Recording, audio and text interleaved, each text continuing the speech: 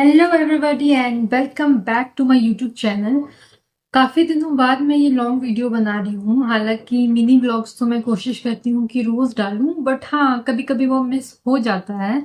और long video इसलिए नहीं डालती हूँ क्योंकि जो भी अभी नई मॉम बनी है, जिनके भी 2-3 महीने का बेबी होगा या नया है, उनको पता होगा कि बेबी के साथ टाइम मैनेज करना कितना ज़्यादा मुश्किल होता है।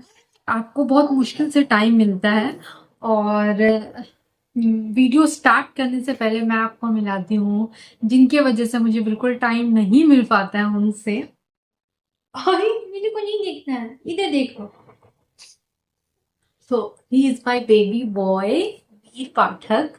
और आप मिनी ब्लॉग में हमेशा सुनते हो कि मैं हैप्पी हैप्पी बोलती हूँ। सो इनको हम लोग घर पे हैप्पी बोलते हैं प्यार से। और बाहर का नाम है इनका वीर पाठक। बहुत ज्यादा बदमाश है और बहुत ज्यादा एक्टिव है, और इनके ही पीछे मैं लगी रहती हूँ, जिसकी वजह से मुझे खुद के लिए बिल्कुल टाइम नहीं मिलता है, और वीडियो वगैरह बनाने के लिए भी थोड़ा सा मुश्किल हो जाता है।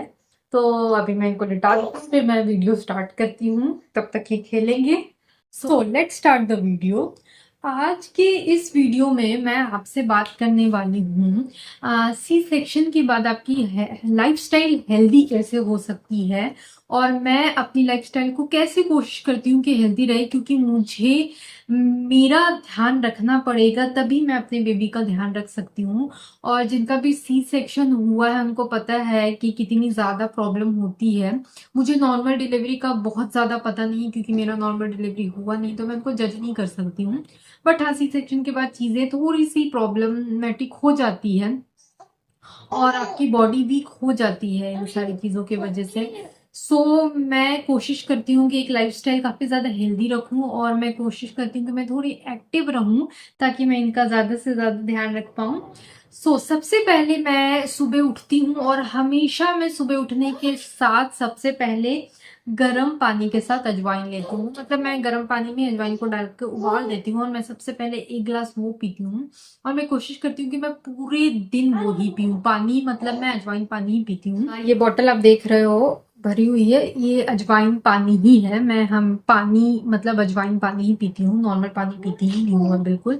अभी इससे मेरे को फायदा क्या होता है ना, कि आपने सुना होगा बहुत से लोग ऐसा बोलते हैं सी सेक्शन के बाद आपको गैस्ट्रिक हो जाता है, गैस का बहुत ज्यादा प्रॉब्लम होता है। साथ में आपको कॉन्स्टिपेशन हो जाता है, ये चीजें होती हैं। और मुझे भी हुई थी। तो मैं जब हॉस्पिटल से आई थी, तभी से ही मुझे मेरी मम्मी और मदर इन लॉ ने हमेशा अजवाइन वाला ही पानी दिया था।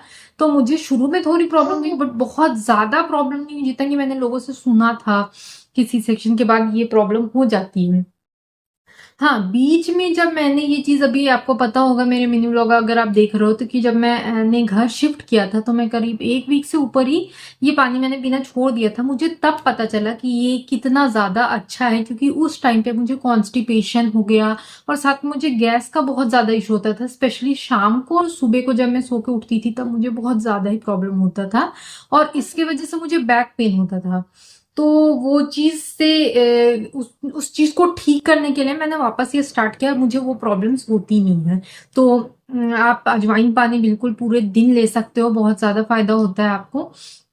सेकेंड थिंग, उसके बाद फिर मैं क्या करती हूँ हमेशा, मैं इसके बाद जो भी खाना रहता है, सबसे पहले मैं एक ड्राई फ्रूट या दो ड्राई फ्रूट लड्डू खाती हूँ, जिसमें वो सौंठ और बहुत सारी चीजें होती हैं, और वो डेट्स के से बना है। चीनी या गुड़ उसमें यूज नहीं हुआ है, घर पे ही मम्मी ने बना के दिया था मुझे। तो मैं एक या दो वो सबसे पहले खाती हूँ। मैं डायरेक्ट चाय या कॉफी नहीं लेती हूँ, क्योंकि वो आपको बहुत ज्यादा गैस कर सकता है। दूसरी चीज, आपको भूख कम लगती है, और अगर आप फीड करवा रहे हो तो आपको अच्छे से खाना बहुत ज्यादा जरूरी है। तो इसलिए मैं सबसे पहले वो लेती हूँ, और उसके बाद फिर मैं चाय कॉफी जो भी मुझे लेना रहता है वो लेती हूँ, और थोड़ी देर बाद मैं मदर हॉर्लिक्स के साथ एक गिलास दूध लेती हूँ। ये मुझे मेरे लैक्टेशन ने बोला था, तो आप अपने डॉक्टर से एक बार कंसल्ट करो कि आपको लेना है कि नहीं लेना है। मदर हॉर्लिक्स में डीएचए होता है, जो कि मेरे लिए और मेरे बेबी के ब्रेन डेवलपमेंट के लिए बहुत ज्यादा जरूरी है, तो मैं हमेशा वो लेती हूँ। और उसके बाद फिर मैं हमेशा एक फ्रूट, कोई भी फ्रूट, ज्यादातर मैं पपाया या एप्पल लेती हूँ, वो खाती हूँ। और उसके बाद फिर मैं थोड़ी देर बाद एक जो भी नाश्ता मुझे करना है, ऐसा नहीं कि मैं कोई हेल्दी नाश्ता करती हूँ, जो मुझे समझ आता है मैं वो खाती हूँ। लेकिन मैं एक हेवी नाश्ता लेती हूँ, क्योंकि मैं लंच काफी लेट से करती हूँ, जो भी होता है डोसा है या कभी कभी पूरी सब्जी भी मैं खाती हूँ। बट हाँ, ये जो शुरू का फर्स्ट रूटीन है ये फिक्स है कि मैं ये चीजें लेती ही लेती हूँ। हाँ, और उसके बाद फिर बीच बीच में मैं हर 1 घंटे 2 घंटे पे, क्योंकि मुझे भूख बहुत ज्यादा लगती है, मैं फीड करवा रही हूँ तो इसलिए मुझे ज्यादा भूख लगती है। मुझे नहीं पता आप लोगों को लगती है कि नहीं, बट हाँ मुझे बहुत ज्यादा भूख लगती है, तो मैं हर 1 2 या 1 घंटे पे कुछ ना कुछ खाती हूँ।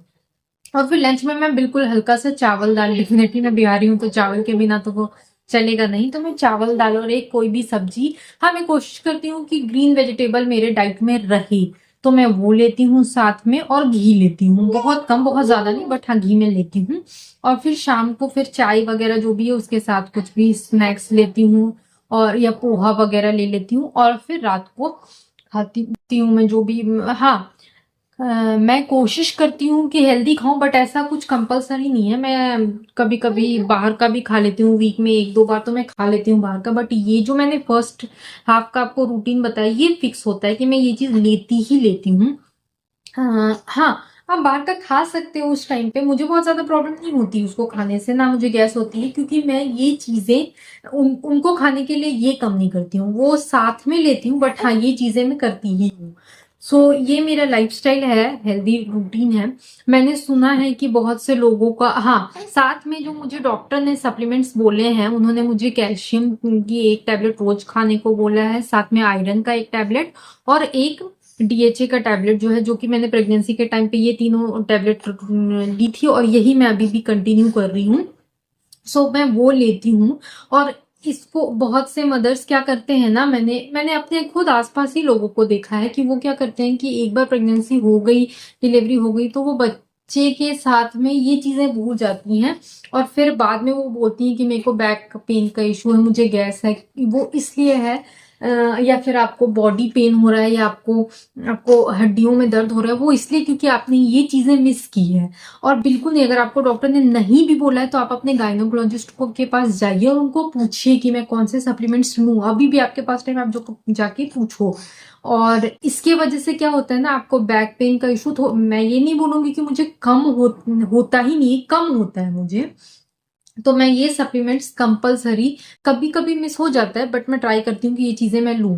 और इन तीनों टैबलेट्स के बीच में टाइम डिफरेंस होता है, क्योंकि आप कैल्शियम और आयरन एक साथ नहीं ले सकते हो, आप मिल्क, किसी भी मिल्क प्रोडक्ट के साथ हो नहीं ले सकते हो। सो मैं हमेशा ट्राई करती हूँ कि सबसे पहले सुबह नाश्ते के बाद मैं हमेशा कैल्शियम टैबलेट लूँ, लंच के बाद मैं आयरन लूँ, क्योंकि आयरन टैबलेट से थोड़ा सा मेरे को इशू होता है, मुझे ब्लोटिंग होती है उससे, तो मैं थोड़ा विटामिन सी के साथ, नींबू पानी के साथ में ज्यादातर कोशिश करती हूँ कि उसको लूं। और डीएचए वाले टैबलेट के साथ मुझे बहुत ज्यादा कुछ प्रॉब्लम होती नहीं है, सो मैं वो रात में सोने के टाइम पे लेती हूँ। अब इन सारी चीजों से मुझे क्या फायदा हुआ है, सबसे पहली बात कि जो के लोग बोलते हैं कि गैस बहुत ज्यादा होता है डिलीवरी के बाद, मेरे को बिल्कुल से भी नहीं होता है। सेकंड थिंग, कॉन्स्टिपेशन, मुझे कभी कभी होता है कॉन्स्टिपेशन, अदरवाइज बहुत ज्यादा कॉन्स्टिपेशन होता नहीं है। थर्ड थिंग कि मैं बाहर का भी खाती हूँ, बट उसके वजह से मुझे बहुत ज्यादा प्रॉब्लम नहीं होती है, या वीकनेस बहुत ज्यादा ऐसा कुछ होता नहीं है मुझे अभी तक, टचवुड। बैक पेन मेरे को लगभग नहीं है, कभी कभी हो जाता है जब मैं बहुत ज्यादा काम करती हूँ तब मुझे बैक पेन होता है, या फिर पूरे टाइम इसको फीड करवाने के वजह से भी कभी कभी बैक पेन का रहता है। बट जितना मैंने लोगों को देखा है, मैंने लिटरली देखा है लोगों को कि बैक पेन से बहुत ज्यादा प्रॉब्लम में रहते हैं, वो वैसा बैक पेन मुझे नहीं हो रहा है। दूसरी चीज, मेरे को सब ऐसा बोलते थे कि एक बार बेबी हो जाने दो, 2 से 3 महीने बाद तुम्हारे बाल इतने झड़ेंगे, तुम इतना ज्यादा परेशान हो जाओगी। मुझे ये चीज अभी तक तो नहीं दिखी, आगे का मुझे नहीं पता, बट मेरा तो एक भी बाल बिल्कुल नहीं गिर रहा है, क्योंकि मैं ये सारे सप्लीमेंट जो डॉक्टर ने मुझे बोले हैं वो मैं लेती ही लेती हूँ।